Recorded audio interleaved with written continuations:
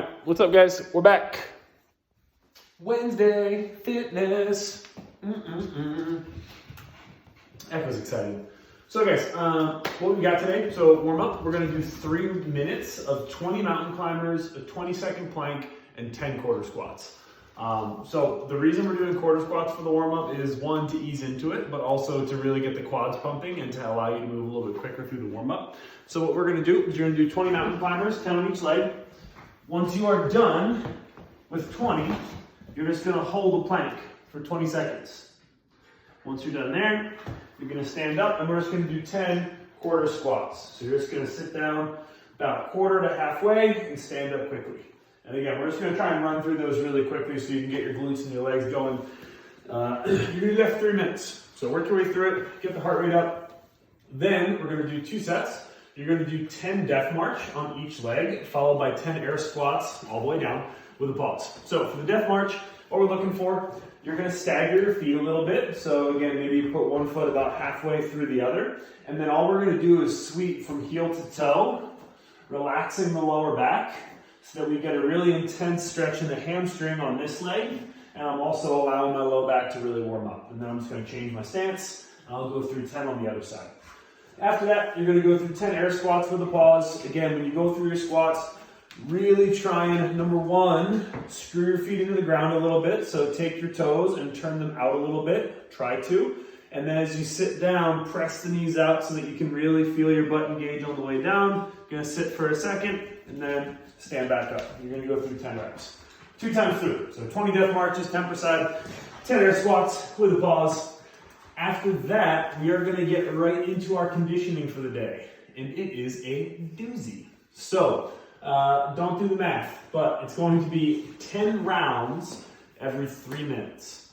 So at 3, 2, 1, go, you are going to perform 10 power cleans, followed by 10 front squats, followed by 10 burpees over your object. Whatever time is left, you are going to rest. And then you will do that again at 3 minutes, 6, 9, 12, for a total of 10 rounds, which means that you will do your last round at the 27-minute mark. So, it's a doozy. It's a lot. This is an absolutely crucial workout that when you start, you must have at least a minute of rest. There has to be a minute of rest to start, and it shouldn't be a minute of rest where you tried really, really hard and you're like really hurting. So it should be a minute of rest and you went at like, maybe 70 to 80% effort. So how do we do that? A couple things. Number one is we can scale volume. So the first thing that you can scale, again, if we're just looking at this as, okay, I just can't get this much work done in that short amount of time, no matter what weight I use. You can scale the reps to 8s. So you could do 8 power cleans, you could do 8 front squats, and then 8 burpees over your object. And again, you could scale to 7. I'm just giving you a rough range, but 7 or 8 is probably in the range that you want to try and scale to. So again, your movements, you got a power clean, you got a front squat, you got a burpee over the bar, burpee over object. A couple things to keep in mind. If you're going to do one object, so if you're going to use either a kettlebell or a dumbbell, you will do 5 power cleans plus 5 front squats on one arm, and then you will do 5 power cleans, 5 front squats on the other arm, and then you'll do your 10 burpees. So again, just to clarify that real quick, again, if I've got a kettlebell or if I've got a dumbbell, what I'm going to do, clean, it's going to come from the ground, so all the way from the ground. You're going to try and, if you have a single object, especially a kettlebell, you really want to try and corkscrew to the shoulder. So once I get here, I really want to screw my elbow through fast so that that kettlebell can meet on the outside of my elbow here. Again, from the front, come up. And then I really want to turn that kettlebell around so that it rotates nice and smooth right onto the outside of my arm. After I do my 5 cleans on one arm, I will go through 5 front squats on this side, and then I'll change arms. Down to the other side, 5 power cleans on that arm, 5 front squats, and then I'll do my 10 burpees, jumping over my kettlebell. For safety, you are more than welcome to kick your kettlebell over so you can jump over it like this, so it's a little bit more reasonable. But for the burpee, it's not facing. So you're just gonna go down, chest and hips, up, and then jump over to the other side of your kettlebell. So that's if you're gonna use a kettlebell. 5 on each side, power clean, front squat. Here, I'll set it up, just make it easier. Sorry, she's freaking out. Sorry, brief pause. Dog is being a spaz. All right, so that is that. All right, so again, that's if you're using a single object. So if you're using a kettlebell or a dumbbell, that's what you got. If you're using a barbell, I would say your suggested loading for a barbell, I'm gonna go out and say that dangerously, RX would be 135-95. That's a serious challenge. Realistically, here's what you want to be looking at. You should be able to do the power cleans touch and go, but you don't have to. But you should definitely be able to string this weight together really smoothly, really confidently. Realistically, if you can drop your barbell, ideally you will go singles. So you'll do singles on the power cleans, and then after your 10th rep, you'll do your front squats unbroken. But again, the key here is to pick a weight that is pretty light for you, that's pretty confident. So you can really move it well, you can breathe through it, you're not worried about technical breakdown, stuff like that.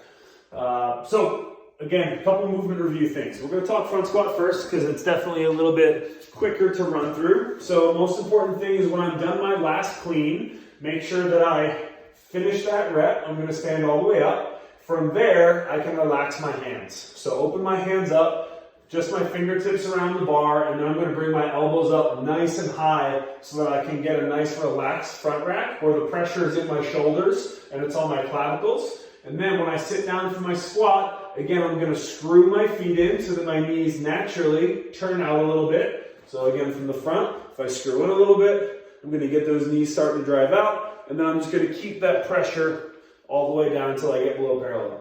Chest stays nice and tall by pressing the knees out so that I've got a lot of room for my hips. And then when I stand up, squeeze the butt so my chest stays nice and tall when I come up out of that squat. So that's your front squat. For your power clean, we're just going to go through a quick little series of drills that you can use as a warm-up. So what I want you guys to do is we're going to do a set of 3 movements. So what's going to happen is we're going to go to what I call low hang position. So we're going to press the hips back. We're going to bring the bar a couple inches below the knee. From here, the first movement is just going to be a stand to the hang so that I can work on that transition and keeping that bar nice and close. The second movement is going to be a high pull. So I'm going to keep that transition, make contact with my upper thigh, and then bring that bar nice and high at the top, keeping my chest and my elbows over the top, not leaning back this way. So then your next movement is going to be a power clean. So from the low hang position, I'm going to try and focus on repeating the 2 movements that we just did. And I'm going to shoot my elbows through nice and quickly. So you're going to do that for 5 sets. So again, at speed, here's what it's going to look like. Movement 1, movement 2, movement 3. And you're going to go through that 5 times. Once you're done, you can do that same complex at light weights, just to help kind of warm things up a little bit and keep building up to your workout weight. So, again, strategy for this workout. Power cleans. Should be able to go touch and go. Don't have to. Go singles. Keep them, relatively quick. Front squats. Try and stay unbroken for as long as you can. And then burpees. Burpee at a pace that will allow you to finish the burpees and not feel horrible, so that that rest isn't a time for you to roll around and die. Because again, we've got 10 rounds and we want to be able to stay consistent. So again, you should be able to meet a 2-minute round. So it should take you 2 minutes to do 10 cleans, 10 front squats, 10 burpees at about 80% effort to start. So that that minute of rest is actually enough for you to recover and be able to repeat that intensity for the entire workout. That being said, when you get to rounds 7, 8, 9, 10, it's going to get really challenging. And you're going to have to dig deep to try and get those rounds finished. That's okay. That's the point. But you want to set yourself up for success in the early rounds. So that is your workout for the day. Again, it's a lot. Now, we're gonna go over the accessory work. So the accessory for the day is going to be some single leg hip thrusts. So, for those, what we got going on? Our normal hip thrust is gonna be shoulders on an object. So again, a bench, couch, something like that, something soft. I'm gonna rest my upper back. So the very upper part of my back. And this is my normal hip thrust. So I'm gonna drop down to about 45 degrees at the hip. I'm gonna have an object on my lap, and then I'm gonna squeeze up to full hip extension, come back down. The single leg variation is the exact same thing, but what you're gonna do is you're gonna take your leg, move it in just a little bit so that I can have balance, and I'm gonna go through the same thing. You will not need much weight to get these done and make them effective. You might not need any weight. But if you'd like to grab a light backpack, a kettlebell or a dumbbell, you can rest it on your hip. But the most important thing is that I can achieve this position. Full extension of the hip, so I've got a nice straight line from my knee to my shoulder. And you're gonna do 3 sets of 15 on each leg. Then last thing we got for the day is a little bit of mobility. So we got 1.5 minutes. We're just gonna hold an elbow to instep on each side. So it's a very common warm-up stretch, long lunge, and then I'm just gonna reach whatever part of my body I can down towards the instep of my foot. And you're just gonna hold here for about 1.5 minutes. Then you'll switch sides, same thing on the other side. Then your last stretch for the day is gonna be a 2-minute seated straddle. So for that, we're gonna have the legs out nice and wide. My groin is sore. And we are going to lean forward and and we're going to gently try and stretch out the groin and the hamstrings a little bit. And again, you can modify this stretch a little by adding a dog, or you can lean down one leg or the other, so you don't have to necessarily lean right down the middle the whole time. So that's your training for today. Again, always tag us, Forged by Zeus, Palace.Ithaca, CrossFit Queens, and we will be back tomorrow for a little Thursday fitness. Until then, we'll be here cutting. Have a good one, guys.